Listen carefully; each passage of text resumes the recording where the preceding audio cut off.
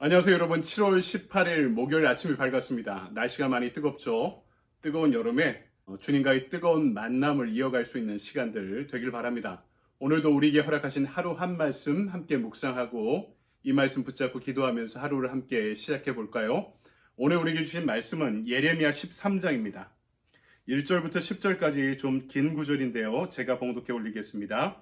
여호와께서 이와 같이 내게 이르시되 너는 가서 뱃띠를 사서 내 허리에 띠고 물에 적시지 말라 하시기로 내가 여호와의 말씀대로 띠를 사서 내 허리에 띠니라. 여호와의 말씀이 다시 내게 임하여 이르시되 너는 사서 내 허리에 띈 띠를 가지고 일어나 유브라데로 가서 거기서 그것을 바위 틈에 감추라 하시기로 내가 여호와께서 내게 명령하신 대로 가서 그것을 유브라데 물가에 감추니라. 여러 날 후에 여호와께서 내게 이르시되 일어나 유브라데로 가서 내가 내게 명령하여 거기 감추게 한 띠를 가져오라 하시기로 내가 유브라데로 가서 그 감추었던 곳을 파고 띠를 가져오니 띠가 썩어서 쓸 수 없게 되었더라. 여호와의 말씀이 내게 임하니라. 이르시되 여호와께서 이와 같이 말씀하시니라. 내가 유다의 교만과 예루살렘의 큰 교만을 이같이 썩게 하리라. 이 악한 백성이 내 말 듣기를 거절하고 그 마음에 완악한 대로 행하여 다른 신들을 따라 그를 섬기며 그에게 절하니 그들이 이 띠가 쓸 수 없음 같이 되리라. 아멘. 주님의 말씀입니다. 주님께 감사드립니다. 이 아침에 우리에게 주신 말씀 가지고 띠가 썩으면 쓸 수 없게 되리라 라는 제목으로 말씀을 증거하도록 하겠습니다. 20세기 후반부터 미국의 교회들을 중심으로 구도자 예배라는 것이 하나의 유행처럼 번지기 시작했습니다. 시커 워십이라고 하죠. 구도자는 뭐냐면 하나님을 찾는 사람들을 이야기합니다. 그래서 세 가족이 편하게 참여할 수 있는 문화적인 예배를 기획하고 드리게 되었던 거죠. 그 중에 어떤 교회들은 설교 시간에 설교 대신에 드라마나 연극으로 메시지를 전하기도 했고요. 심지어 어떤 교회는 예배당 앞 강대상에 모래를 몇 톤씩 부어놓고 야자나무 열매까지 심어가면서 광야를 경험할 수 있도록 도왔던 것입니다. 맨발로 그 강대상을 밟게 하면서 출애굽의 여정이나 예수님의 광야 시험을 몸으로 체험하게 한 것이죠. 그래서 감동적인 예배를 뛰어넘어 스펙타클한 예배를 선사하는 것이 예배 기획의 하나의 골이 되기도 했던 것을 기억합니다. 그런데 이런 형태의 메시지를 지금보다 훨씬 전에 미리 보여준 선지자가 바로 예레미야입니다. 예레미야는요, 입으로만 말씀을 선포하지 않았습니다. 입으로 말씀을 선포해서 사람들이 듣지 않으니까 몸으로 행위예술로 그 예언을 대신하기도 했던 거죠. 그러니까 입이 아닌, 선포가 아닌 퍼포먼스를 통해서 하나님의 예언을 메시지로 일종의 전이 예술처럼 보여주기도 했던 것입니다. 오늘 말씀은 예레미야의 그런 상징적인 예언 행위 가운데 하나를 보여주고 있는데요. 바로 썩은 뱃띠를 통해 하나님의 메시지를 전하고 있는 것이죠. 뱃띠의 재료는 삼배입니다. 오늘날도 이 삼배는 매우 비싼 그 의복의 재료입니다. 수의도 지금도 삼배로 만들고요. 구약시대의 제사장들이나 왕들도 이 삼배로 만든 옷을 입고 다녔습니다. 왕들은 그 위에 매우 사치스럽고 고급스러운 보석을 또 장식하기도 했던 모양입니다. 뱃띠는 오늘날 쓰는 가죽 협띠처럼 그게 얇은 것이 아니라요, 매우 넓고 두꺼운 형태로 제작이 되었고요. 귀족들은 그 가운데 금이나 보석으로 장식된 이 삼배로 만든 허리띠를 띠고 다니기도 했던 모양입니다. 그러니까 뱃띠라는 것은 그 사람이 귀족적인 면모를 지닌 사람이다 하는 것을 보여주는 신분의 상징과 같은 의복의 종류였던 모양입니다. 오늘 말씀은 먼저 이 뱃띠가 변화하는 과정을 보여주고 있죠. 11절 말씀 우리가 읽지 않았지만 제가 봉독해 볼까요? 여호와의 말씀이니라. 띠가 사람의 허리에 속함 같이 내가 이스라엘 온 집과 유다 온 집으로 내게 속하게 하여 그들로 내 백성이 되게 하며 내 이름과 명예와 영광이 되게 하려 하였으나 그들이 듣지 아니하였느니라. 이 뱃띠가 썩지 않을 때는 명품인데요, 원래의 계약 백성인 이 이스라엘이 하나님을 버림으로 인해서 그들도 버림받게 되었다라고 이야기합니다. 여기 띠가 사람의 허리에 속함 같이라는 문구가 있죠. 무슨 말입니까? 이 허리띠를 꽉 조이지 않으면 이 하의가 바지가 흘러내리게 되죠. 그러니까 이 허리띠는 언제나 꽉 조여야지 또 폼도 나고 일체감도 있는 것입니다. 마찬가지로 이스라엘 백성들이 하나님의 띠처럼 매여 있을 때 비로소 명품처럼 그 역할을 감당할 수 있다는 것입니다. 그만큼 허리띠와 사람처럼, 허리띠와 의복처럼 이스라엘과 하나님이 밀착되어 있던 관계였음을 보여주고 있는 것이죠. 여러분, 사람은 누구와 친하게 지내냐에 따라서 그 사람의 방향이, 수준이 달라집니다. 건달하고 같이 지내면 말과 행동이 건달처럼 되죠. 그런데 사람이 하나님과 늘 함께 지나면 어떻게 되겠습니까? 하나님의 향기를 품은, 하나님의 영광 가운데 살아가는 존재가 되어갈 것입니다. 유유상종이란 말이 있죠. 사람들이 끼리끼리 모이면 서로가 닮아간다는 뜻입니다. 사람이 허리띠를 띠듯이 하나님과 친밀하게 결합되어 있어야지만 하나님의 칭찬과 명예와 영광이 함께한다라고 말씀하는 거죠. 영광스러운 인생이 되고 싶으면 여러분 허리띠를 꽉 조이듯이 하나님께 꽉 조여 매어 있는 그렇게 결합된 인생이 되시기를 바랍니다. 그런데 오늘 3절에서 5절 말씀을 보니까 하나님께서 비싸게 산 이 삼배로 만든 띠를 유브라데 강가로 가서 옮기라고 말씀합니다. 예레미야의 고향인 아나돗에서 이 유프라테스 강, 우리 한글로 음역할 때는 유브라데스로 이렇게 번역했는데요. 우리가 알고 있는 고대 근동지역 문명의 발흥지였던 유프라테스 강을 언급하는 것입니다.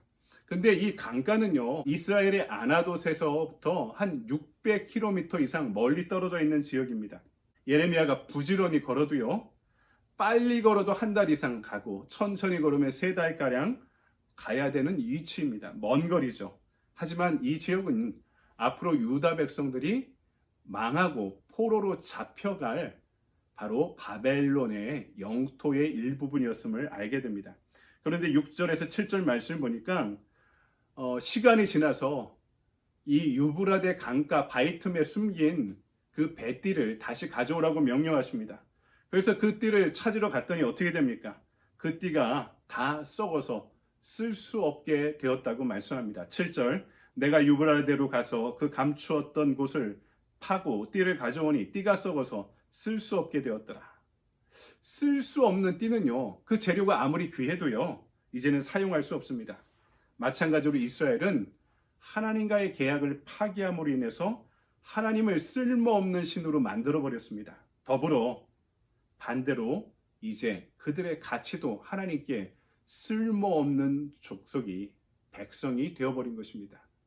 아무리 삼배가 귀해도 그 띠가 썩으면 허리에 맬 수 없듯이 이것이 유다 백성의 미래라고 예레미야의 퍼포먼스를 통해 하나님께서 알려주고 계신 것이죠. 오늘 두 번째로 이 배띠 비유의 교훈이 우리에게 알려주는 바가 있습니다. 이것은요, 오늘날 이 시대에 우리의 하나님의 몸된 교회와 성도들에게 주는 매우 엄중한 교훈의 말씀이기도 합니다. 하나님의 교회는 이런 존귀한 명품 배띠처럼 영광스럽게 하나님과 친밀한 교제 가운데 거해야 됩니다. 에베소서 5장 25절을 보면 남편들아 아내 사랑하기를 그리스도께서 교회를 사랑하시고 위하여 자신을 주심같이 하라 이렇게 기록되어 있죠. 남편과 아내는 꼭 붙어 있어야지 행복해지는 것처럼 하나님의 교회는 그리스도와 하나님과 함께 붙어 있어야지 교회는 존재할 수 있고 행복할 수 있는 것입니다. 예수 그리스도는 교회를 위해서 자신의 생명을 주셨습니다. 그러므로 교회는 예수님의 생명처럼 귀한 것입니다. 생명을 주고 이걸 사셨으니 얼마나 귀한 것이 교회이고 또 성도들입니까? 그래서 교회는 하나님과 그리스도와 가까워져야 하는 것입니다. 그런데 교회와 성도들이 자신들에게 하나님보다 더 가깝게 지내는 것이 있다는 것을 무의식으로 받아들이며 살아가고 있다는 것입니다. 그것이 무엇이든 간에 돈이건 명성이건 권력이건 쾌락이든 간에 그리스도보다 그것이 나에게 더 큰 영향을 끼치게 될 때 우리는 이것을 우상이라고 부르는 것이죠. 그럴 때 이 시대의 교회와 성도들이 썩은 배띠처럼 변해가는 것입니다. 셰익스피어는 그의 작품 중에 인간은 얼마나 위대한 작품인가라고 찬탄한 적이 있습니다. 자신의 작품보다 인간이란 존재 자체가 너무나 귀중한 작품과 같은 그런 존재다라고 셰익스피어가 노래한 것이죠. 모든 인간은 하나님의 형상을 지니고 불멸의 영혼을 지닌 하나님의 걸작품입니다. 상품이라고 이야기하지 않고 작품이라고 이야기하죠. 상품은 교환 가치를 지닌 것이며 돈을 주고 살 수 있는 것이고, 작품이라는 것은 그것 자체가 고유의 소중한 가치를 품고 있다는 것입니다. 여러분, 저와 여러분도 하나님의 걸작품임을 믿습니다. 사람들이 다 개성이 다르죠. 외형도 다릅니다. 이마가 벗겨진 분도 있고, 사람들이 보기에 어떤 사람은 못생겼다 이렇게 이야기하는 사람들도 있습니다. 하지만 이것은 우리의 기준일 뿐입니다. 작품이 다 다르듯이 그분이 지으신 걸작품은 그 개성과 존재에 따라 모두가 다 상이하고 다르지만 작품이라는 소중한 가치를 지닌 것은 동일하다는 것입니다. 오늘 말씀에 등장하는 존귀한 뱃띠와 같이 하나님이 소중히 여기는 존재가 분명합니다. 그런데 그 뱃띠가 썩어져 가서 하나님 앞에 쓸모없이 변화되어 가고 있는 것입니다. 사랑하는 여러분, 말씀을 정리합니다. 썩은 뱃띠의 메시지는 두 가지로 요약할 수 있습니다. 하나는 교만하여 세상의 헛된 것들을 자랑하지 말라는 것입니다. 오직 하나님만 자랑하는 존재가 되라는 것이죠. 그리고 허리띠가 사람 몸에 꽉 붙어 있듯이 하나님께 붙어 사는 존재, 인생이 되라는 것입니다. 오늘 하루 저와 여러분의 삶이 하나님의 허리에 꽉 매어 있는 허리띠, 귀한 삼배로 만들어진 그 뱃띠와 같은 존재라는 사실을 잊지 마시기 바랍니다. 우리가 그렇게 하나님께 매어 있는 결합된 존재가 될 때 우리의 삶은 하나님의 영광과 임재를 드러내는 더욱더 거룩하고 존귀한 존재로 쓰임받게 될 줄 믿습니다. 아멘. 적용의 질문을 볼까요? 오늘 내가 예배, 교제, 양육, 봉사와 선교 등 신앙생활 가운데 하나님의 관계가 소원해진 영역은 무엇입니까? 이 5가지 영역은 릭 워렌 목사님이 목적이 이끄는 삶에서 얘기한 교회의 5가지 목적이라고 이야기할 수 있습니다. 이 영역 가운데 내가 지금 무너진 영역이 있지 않은가? 그 하나님과의 관계가 소원해진 영역이 있지 않은가 하고 묻는 것입니다. 교만함을 버리고 하나님과의 언약의 관계를 회복하고 지키기 위해 오늘 하루 무엇을 결단하겠습니까?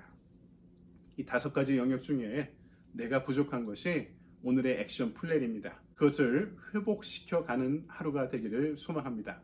여러분, 오늘도 이 말씀 안에 복되고 또 기쁜 하루가 되기를 바랍니다.